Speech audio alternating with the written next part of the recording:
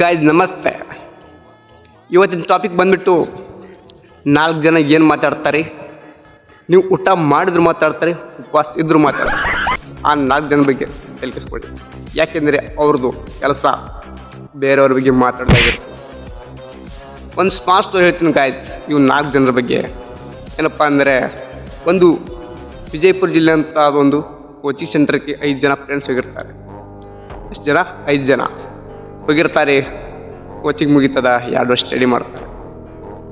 2 ವರ್ಷ ಸ್ಟಡಿ ಮಾಡ್ತಾರೆ, ಕಾಲ್ಫರ್ ಮಾಡ್ತಾರೆ. 4 ಜನ ಜಾಬ್ ಮಾಡ್ತಾರೆ. ಯಾವ ಜಾಬು? ಕಾನ್ಸ್ಟೇಬಲ್, PC ಜಾಬ್ ಮಾಡ್ತಾರೆ.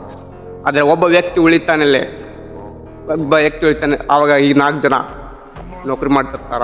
ಆ ವ್ಯಕ್ತಿಗೆ ಏನು ಹೇಳ್ತಾರೆ, ನೀನು ಸ್ಟಡಿ ಮಾಡಿಲ್ಲ, ಬರೀ ಹುಡುಗಿಯ ಕರ್ಕೊಂಡು ಸಿಟಿ ತಿರುಗಾಡಿ.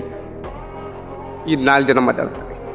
ಅದೇ ವ್ಯಕ್ತಿ 2 ವರ್ಷಗಳ ನಂತರ ಇವು 4 ಜನ ಹೋಲಿಸಿರ್ತಾರಲ್ಲ, ಆ ಸ್ಟೇಷನ್ಗೆ PSI ಹೋಗ್ತಾನೆ. PSI ಆಗಿ ಹೋಗ್ತಾನೆ. ಆಗ 4 ಜನ ಏನಂತಾರೆ, 4 ಜನ ಬಾಯ್ಸ್ ಸ್ವಿಚ್ ಆಫ್ ಮಾಡ್ತಾರೆ ಅಷ್ಟೇ. ಇದು ನಿಜವಾದ ಅವರ ಅಂದರೆ